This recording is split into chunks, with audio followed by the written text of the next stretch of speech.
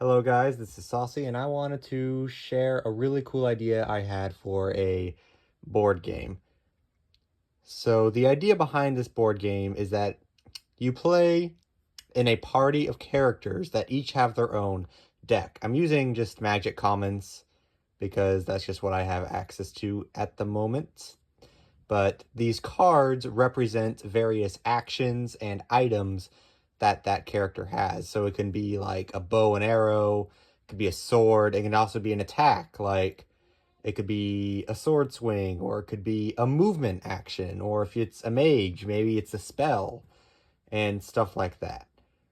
Now, just like Gloomhaven, which is what I was partially inspired by, you play cards to do actions such as move and attack. However, unlike Gloomhaven, the way that the cards are managed is very different. So, here's how a turn goes down. So, at the start of the game, you're going to draw 5 cards. So, I'm just going to do that. I have to hold my phone in one hand because otherwise I'm not going to actually be able to... So, I can't actually hold them in my hand, but just say that this is your hand. Now, alright, here's how your turn goes down. The way your turn goes down is you will select 2 cards from your hand and you will perform the actions on those cards in any order. So let's just say I play these 2 cards. Let's just say, for an example, this is a move and attack. So I move, then I attack because I played in the move and attack card.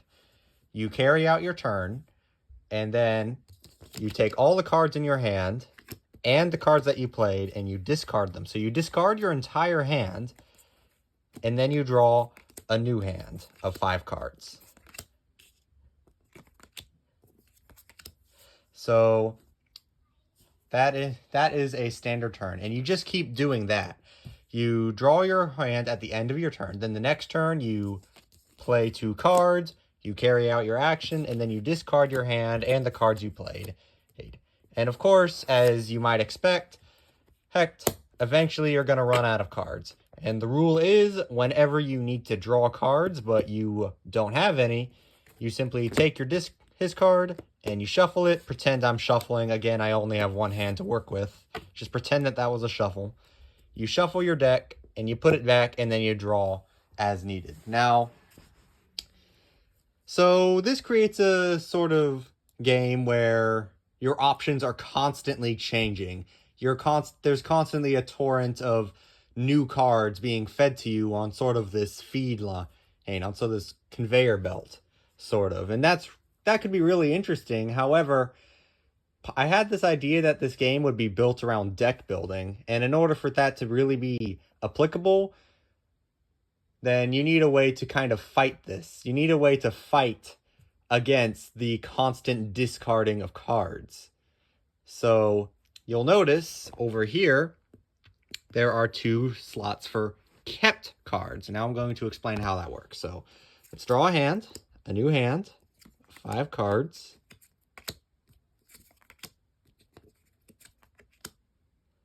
All right. And we're going... So during your turn, as a free action, and so you don't have to actually you don't have to sacrifice one of your 2 card actions to do this. You can take a card and you can keep it. So I'm just going to say I want to keep this card. And now let's just say, for example, I play these 2 cards, I carry out my turn as normal, and I discard the cards. But you will notice that the kept card is not discarded. So at the end of your turn, you don't discard any cards that are kept. So let's just draw another 5 cards. Let's say I want to keep this card, and I can put it in here. And you can keep up to 2 cards in your keep slots. You can't keep a 3rd card. Well, maybe there's an effect that lets you keep 3 cards, but that's another thing entirely. We're just going over the basics.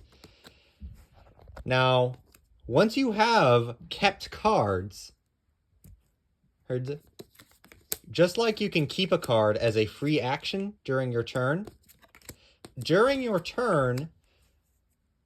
as a free action, you are allowed to discard a card from your hand and draw one from your keep card. And that's how keeping allows you to fight the constant cycle of discards. So the idea here is that if there's a certain powerful card that you might need at a moment's notice, you can keep it, and it'll be in that slot for whenever you need it. And that's the main way that keeping works. However, there's one more rule. So if you ever need to draw cards and you don't have any in your deck, heck, all of your kept cards are shuffled into the discard pile to make a new deck. And so you can't keep a card forever. You can't keep a card and then just keep it going for the entire game. You just can't do that. All right. Now, a few more things I wanted to talk about. I specifically think that this keep mechanic is really interesting, and I wanted to get more out of it. So the main reason you keep cards is so you can save them for later. However, there are other applications. So every card game that I've played, like of Magic, of course, Pokemon, Gloomhaven, which I guess technically counts as a card game, kind of. There's usually some kind of passive effect where a card is played and it gives you a passive effect.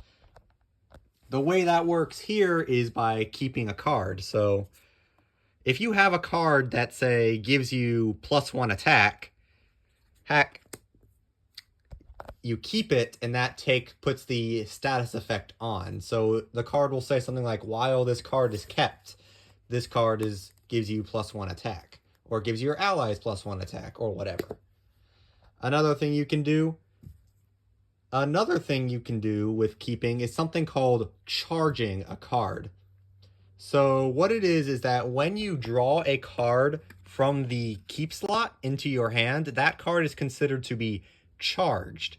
And some cards will have different effects depending on if it's charged. So you could have a card that deals 1 damage, but if it's charged, then you deal 2 damage, for example. So it creates this idea of maybe you want to... So that creates another reason to keep cards. Maybe you want to keep them to make them more powerful. And I'm saying that I think that this keep mechanic just has a lot of potential for cool strategic boundaries and dimensions such as that. Anyway, that's pretty much everything I wanted to talk about. Oh wait, one more thing. Some cards you need to spend a specific resource, such as mana or some other resource. I had the idea that every character has a different resource, but yeah, some cards will cost certain things. Typically some kind of extra resource. You typically see that with more powerful attacks. So yeah, that's really about everything I have to say. See ya.